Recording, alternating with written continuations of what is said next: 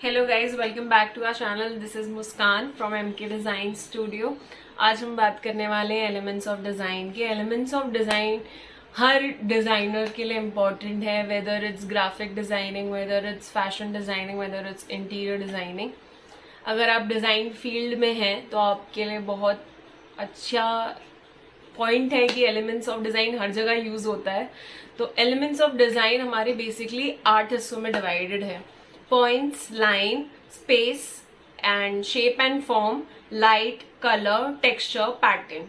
इन ये बहुत अपने आप में एक खुद ही बड़ा बड़ा टॉपिक है। लाइक अगर मैं एक चीज पे वीडियो बनाऊंगी, जैसे लाइन पे भी बना रही हूँ, तो अगर मैं उसे एक्सप्लेन करने लगूंगी तो वो बहुत एक लेंदी टॉपिक है। बट मैं इसको शॉर्ट में एक्सप्लेन कर देती हूँ। अगर आपको चाहिए होगा तो मैं इस पे एक डिटेल वीडियो भी बना दूंगी, ठीक है। पॉइंट्स, फर्स्ट पॉइंट जो हमारा है वो पॉइंट्स है। पॉइंट्स आप देखोगे वो कोई भी स्पेस ऑक्यूपाई नहीं करता। लाइक अगर हम कहीं पे एक डॉट डाल देंगे तो वो कोई एक स्पेस ऑक्यूपाई नहीं कर रहा। वेयर इज लाइन, अगर हम एक लाइन खींच देते हैं तो वो यहाँ से लेकर यहाँ तक का स्पेस कवर कर रहा है। अगर एक वर्टिकल लाइन डाल देंगे तो ये यहाँ से लेकर यहाँ तक का स्पेस कवर कर रहा है। ऐसा फिर पॉइंट में नहीं है। पॉइंट से हम काफी आर्ट क्रिएट कर सकते हैं। One of the best is pointillism. Pointillism से आर्ट क्रिएट किया हुआ, आप इसके बारे में गूगल भी कर सकते हैं, यूट्यूब पे भी देख सकते हैं। बहुत अच्छी तरीके से आर्ट क्रिएट किए जा सकते हैं with the help of points. And point is independent. It doesn't have a starting point, ending point. It just start and ends over one point. Okay, so वो independent है। And whereas सेकेंड पॉइंट, हम line की बात करें तो line एक dimension लेता है, एक एरिया कवर करता है। लाइक अगर मैं अपने ग्राफ पेपर पे भी एक्स एंड वाई के ग्राफ पे मैं अगर बना भी रही हूँ लाइन, तो मुझे पता है वो एक्स पे डिस्टेंस कवर कर रहा है या तो वाई पे डिस्टेंस कवर कर रहा है। लाइन करेगा क्योंकि वो एक पॉइंट से दूसरे पॉइंट तक क्रिएट होता है। And line is dependent on points. Like हम जब वो ड्रॉ भी करते थे ग्राफ पेपर में तो एक पॉइंट क्रिएट होता था, फिर एक पॉइंट क्रिएट होता था, उसके बीच में एक लाइन होती थी। तो lines are dependent on points, okay. And line can give a very different feeling when used in vertical, in horizontal, in diagonal. हम जनरली वर्टिकल ऐसी जगहों पर यूज करते हैं जहाँ पे हमें ज्यादा देर एक्टिव रहना है, ज्यादा फोकस्ड रहना है, ज्यादा स्ट्रेट रहना है। लाइक अगर आप खड़े भी होते हैं तो आप एक चीज नोटिस करते होंगे कि आप यूनिवर्स से पैरेलल खड़े हैं। एंड वो एक डिग्निटी या मतलब पैशनेट भी एक लाइन दिखाता है, वर्टिकल लाइन। अगर जैसे हम वर्टिकल लाइंस की बात करते हैं तो वर्टिकल लाइंस खुद में एक एस्पिरेशन क्रिएट करता है, एक पॉजिटिव फीलिंग देता है और एक मोटिवेट करता है। तो हम वर्टिकल लाइन ज्यादातर ऑफिसेज या ऐसी जगहों पर यूज करते हैं जहां पर हम ज्यादा देर काम करने वाले हैं या ज्यादा देर एक्टिव रहने वाले हैं। और उसी तरह हम हॉरिजॉन्टल लाइन, विच इज अगर हम ह्यूमन बॉडी के हिसाब से देखे जाए, हम हॉरिजॉन्टल एकदम तब होते हैं जब हम लेटते हैं। तो विच मीन्स हॉरिजॉन्टल लाइंस हम ऐसी जगहों पर यूज करेंगे जहां पे हमें इफेक्टिव वर्क नहीं करना है, हम सिर्फ आराम कर रहे हैं वहां पर या चिल कर रहे हैं, कोई मोटिवेशन नहीं चाहिए, जस्ट एंजॉयिंग। तो हम वो जो हॉरिजॉन्टल लाइन है वो हम ज्यादातर हमारे रेसिडेंशियल एरियाज में, लाइक बेडरूम्स में, जहां पर हम ज्यादा देर आराम करने वाले हैं, वहां पर यूज करते हैं। एंड डायगोनल लाइंस हम वहां पर क्रिएट करते हैं जहां पर हम रुकने नहीं वाले मीन्स एक क्यूरियोसिटी वो क्रिएट करता है डायगोनल लाइंस। सो हम उसको ऐसी जगहों पर यूज करते हैं, लाइक पैसेज एरिया में, स्टेयर केसेस में, कि वो एक मूवमेंट देता है। तो हम एक मूवमेंट के थ्रू पास हो जाते हैं उसके थ्रू। सो पैसेज एरियाज में, ऐसी जगहों पर हम डायगोनल लाइंस प्रेफर करते हैं। कर्व्ड लाइंस की बात करें तो कर्व्ड लाइंस खुद में एक इनफॉर्मल लाइन है। लाइक वो कोई फॉर्मेलिटी क्रिएट नहीं कर रहा है, वो ईज ऑफ नेचर है। नेचर में भी डायगोनल लाइंस ही प्रेजेंट होते हैं, like there is no straight line kind of a thing. So ease of nature. And अगर ये हमारे जो कर्व्ड हैं ये अगर अपवर्ड हैं और स्मॉल में है तो हम इसे प्ले एरियाज में, लाइक किड्स एरियाज में, किड्स बेडरूम में, ऐसी जगहों पर यूज करते हैं। पर अगर ये अपवर्ड है और बिग कर्व है, like the depth of the curve is very big, तब हम इसे ऐसी जगहों पर यूज करते हैं जहां पर हम पावर या हम अपने आप को कुछ ज्यादा अपलिफ्ट कराना चाहते हैं। अपवर्ड और big upward curve creates a feeling of uplift and power. So हम इसे ज्यादातर बेडरूम्स में यूज करते हैं या लॉन्जेस में यूज करते हैं, या हम इसे रेस्टोरेंट्स में यूज करते हैं कि इसका इफेक्ट इनफॉर्मल रहे and it's a power kind of a thing. Okay, और अगर हम ज्यादा ही कर्व, लाइक बहुत बहुत छोटे छोटे कर्व्स यूज कर रहे हैं तो वो बहुत बिजी लुक देता है, बहुत अलग सा लुक देता है, लाइक बहुत बिजी लुक देता है बहुत ज्यादा। आप फिर उसमें एक बार खो जाएंगे अगर उसको एक बार देखेंगे तो। नेक्स्ट हम बात करेंगे शेप और फॉर्म की। शेप हमारे दो टाइप हैं शेप और फॉर्म के अलग अलग। Like there is geometric shape form and there is natural shape and form which is in free form. और जो ज्योमेट्रिकल हैं वो हमारे मैनमेड्स हैं, और जो हमारे नेचुरल फॉर्म है वो नेचुरली प्रेजेंट है नेचर में। ठीक है, तो जो हमारे ज्योमेट्रिक शेप्स हैं ये रेगुलर है, एक मैथमेटिकल कैलकुलेशंस हुई हैं उनको ड्रॉ करने में, उनको अचीव करने में। सो ये रेगुलर होते हैं, प्रिसाइज होते हैं, ये मैनमेड होते हैं, इनके शेप्स होते हैं लाइक स्क्वायर, रेक्टेंगल, सर्किल, ये सारे शेप्स होते हैं। देन अगर मैं नेचुरल शेप्स की बात करूं, नेचुरल शेप्स बहुत इरेगुलर होते हैं, नेचर में प्रेजेंट होते हैं, उनकी साइज डिस्क्राइब करना बहुत डिफिकल्ट है कि उनकी साइज एग्जैक्टली क्या होगी। और इसके एग्जाम्पल्स हैं, अगर हम लीफ की एक 2D स्ट्रक्चर बना दें, ड्राइंग बना दें, तो वो हमारे लीव्स हैं, रॉक्स हैं, ऐसे बहुत सारे एलिमेंट्स हैं। लाइक पूरा एक ट्री भी है, अगर हम उसे ड्रॉ कर रहे हैं 2D स्ट्रक्चर में तो वो हमारा एक नेचुरल शेप है। ऐसे ही अगर हम नेचुरल शेप की बात कर रहे हैं, देन ज्योमेट्रिकल फॉर्म और ज्योमेट्रिकल फॉर्म और नेचुरल फॉर्म, जो हमारा ज्योमेट्रिकल फॉर्म है वो भी मैथमेटिकल डिस्क्रिप्शन से बना हुआ है।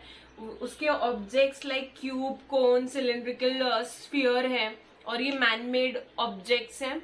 देन अगर फ्री और ऑर्गेनिक फॉर्म की बात करें हम, नेचुरल फॉर्म की, जो ऑलरेडी प्रेजेंट है नेचर में, वो इरेगुलर होते हैं। क्लाउड का फॉर्मेशन ले सकते हैं हम एग्जाम्पल, माउंटेन का एग्जाम्पल ले सकते हैं, ट्री और बुशेस का एग्जाम्पल ले सकते हैं एज अ 3D फॉर्म, और रिलेटिवली फ्री फॉर्म।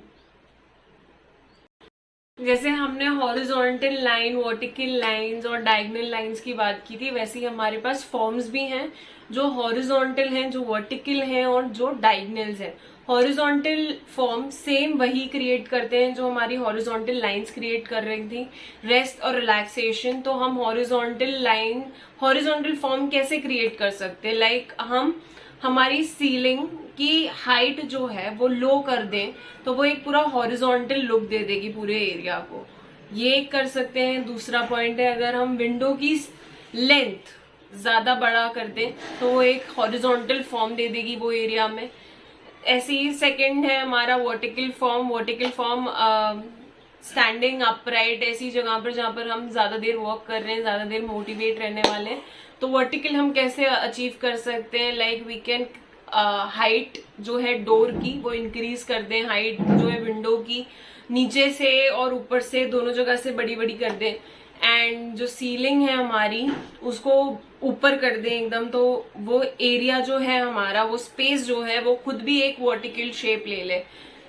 और वर्टिकल फॉर्म हम ऐसे सब चीज़ों से अचीव करते हैं। ऐसे ही डायगोनल फॉर्म है हमारा। डायगोनल फॉर्म सजेस्ट करता है एक्टिविटी, जैसे डायगोनल लाइन में मैंने बोला हुआ था, ये हम क्रिएट कर सकते हैं अगर हम सीलिंग अपनी स्लोप में कर रहे हैं। ऐसी कर्टन्स हम स्लोपी वाले सिलेक्ट कर रहे हैं, वॉलपेपर भी हम स्लोपी वाले सिलेक्ट कर रहे हैं, तब हम डायगोनल फॉर्म अचीव कर पाएंगे। ठीक है, नेक्स्ट हमारा है स्पेस। स्पेस हमारे दो टाइप्स के होते हैं, space like a positive space and a negative space. Positive space जहां पर हमारे ऑब्जेक्ट प्रेजेंट है, नेगेटिव स्पेस जहां पर हमारे ऑब्जेक्ट नहीं प्रेजेंट है। लाइक हमारा पॉजिटिव और जो ऑब्जेक्ट है वहां पर उसको, और जो एरिया पूरा खाली है वो हमारा नेगेटिव स्पेस है। जनरली ऐसे डिजाइन करते हैं कि पॉजिटिव और नेगेटिव अगर हम इक्वल कर दें, उनका कंपोजिशन इक्वल कर दें, तो वो एक कंसिडर किया जाता है कि वो एक बहुत अच्छा डिजाइन है। पॉजिटिव स्पेस वो है जहां पर हम ऑब्जेक्ट प्रेजेंट है, और नेगेटिव स्पेस जहां पर ऑब्जेक्ट नहीं प्रेजेंट है। एरिया जो वो लाइक अगर कोई मेरा ये ऑब्जेक्ट है, like this is my chair और समथिंग, अगर इसके एरिया का इससे टच होकर जो भी एरिया एम्प्टी है वो सब मेरा नेगेटिव स्पेस है। तो नेगेटिव स्पेस का भी एक कंसिडरेशन बहुत इंपॉर्टेंट है जब आप डिजाइन कर रहे हैं। तो नेक्स्ट हमारा एलिमेंट है कलर। कलर खुद में एक बहुत इंपॉर्टेंट एलिमेंट है। लाइक किसी भी डिजाइनर से पूछेंगे तो वो यही कहेगा कि कलर बहुत कुछ चेंज कर सकता है। लाइक आजकल वो आया भी हुआ है, एक ट्रेंड है कि देखते हैं वो कौन सा कलर सूट कर रहा है ज्यादा, कौन सा कलर आपको अपलिफ्ट करता है ज्यादा। तो कलर साइकोलॉजी उसके लिए बहुत इंपॉर्टेंट है, और colour is the important element, very very important element of design with expressive characteristics. Like वो ही ज्यादातर बताता है कि फिर आपके डिजाइन यस हैं या नो हैं, वही ज्यादातर डिफाइन कर देता है। कलर के बारे में हम एक डिटेल वीडियो भी बनाएंगे कि उसकी साइकोलॉजी के बारे में, उसके यूज, उसके कैरेक्टरिस्टिक, कॉम्प्लीमेंट्री कलर्स क्या है, एनालॉगस कलर्स क्या है, उसका एक पूरा डिस्क्रिप्शन। बस इतना कहूंगी कि अगर हम कलर्स बहुत अच्छी तरीके से यूज करेंगे तो कोई भी डिजाइन हम बहुत अच्छी तरीके से अचीव कर सकते हैं। वार्म कलर्स कहाँ यूज करना है, कूल कलर्स कहाँ यूज करना है, न्यूट्रल कलर्स कहाँ यूज करना है, वो अगर हमें पता हो तो हम बहुत अच्छा डिजाइन अचीव कर सकते हैं। ठीक है, नेक्स्ट हमारा एलिमेंट है लाइट्स। लाइट्स हम दो हिस्सों में डिवाइड कर लेते हैं, like natural light and there is artificial light. Natural light की इंटेंसिटी हमें पता होनी चाहिए कि वो एरिया में, वो स्पेस में कितनी नेचुरल लाइट की इंटेंसिटी है और कितना हमें आर्टिफिशियल लाइट की रिक्वायरमेंट्स हो सकती है फॉर डे एंड नाइट। तो ये हम बहुत अच्छी तरीके से, अगर ये एलिमेंट हम समझ गए कि कितनी इंटेंसिटी हमें यूज करनी है, आर्टिफिशियल डालनी है, और नेचुरल लाइट कितनी प्रेजेंट है वो एरिया में, वो बहुत अच्छा लुक क्रिएट करेंगी और बहुत अच्छे आपको डिजाइन अचीव करवाएंगी। लाइट्स और एक पॉइंट ऐड करनी थी मुझे लाइट्स में। लाइट्स कभी भी हम एग्जैक्टली सर के ऊपर नहीं रखते हैं, क्योंकि अगर हम वैसी एरिया में ज्यादा देर बैठ रहे हैं या ज्यादा देर काम कर रहे हैं तो वो हेडेक एक दे सकती है हमें। तो हमें हमेशा इन एलिमेंट्स को जब भी हम यूज कर रहे हैं उसकी साइकोलॉजी, उसकी पॉजिटिव नेगेटिव इम्पैक्ट समझकर फिर यूज करने हैं। ठीक है, नेक्स्ट हमारा जो पॉइंट है वो है टेक्सचर। टेक्सचर हम टच करके फील करते हैं कि वो स्मूथ टेक्सचर है कि वो रफ टेक्सचर्स है। अगर हम कहीं पर स्मूथ टेक्सचर यूज कर रहे हैं तो उसकी जो लाइट की रिफ्लेक्शन होंगी वो बहुत स्ट्रांग होंगी और वो कलर को बहुत स्ट्रांग दिखाएंगी, वो अटेंशन सीकिंग होंगी। वेयरएज अगर हम रफ टेक्सचर यूज कर रहे हैं तो वो खुद ब खुद एब्जॉर्ब कर लेगा वो लाइट, एंड वो जो कलर होगा वो हमारा डार्क और डल नजर आएगा। तो अगर हम रफ टेक्सचर यूज करते हैं तो हम ज्यादातर वहां पे लाइट कलर्स प्रेफर करते हैं। ठीक है, टेक्सचर भी खुद में एक बहुत बड़ा टॉपिक है। लाइक हम फर्नीचर्स में भी अगर फैब्रिक सेलेक्ट करते हैं तब भी हम टेक्सचर्स देखते हैं कि टेक्सचर क्या होगा, रफ रखना है, स्मूथ रखना है। एब्जॉर्प्शन पे भी हम डिपेंड करते हैं कि वो लाइट कितना एब्जॉर्ब कर लेगा, कितना वो देगा। अगर हम रफ एलिमेंट यूज करते हैं तो हम लाइट कलर्स प्रेफर करते हैं, या अगर हम स्मूथ एलिमेंट्स यूज कर रहे हैं तो हम डार्क कलर्स प्रेफर करते हैं कि वो अपने आप वो चीजें लाइट रिफ्लेक्ट कर देगा और खूबसूरत लगेंगी।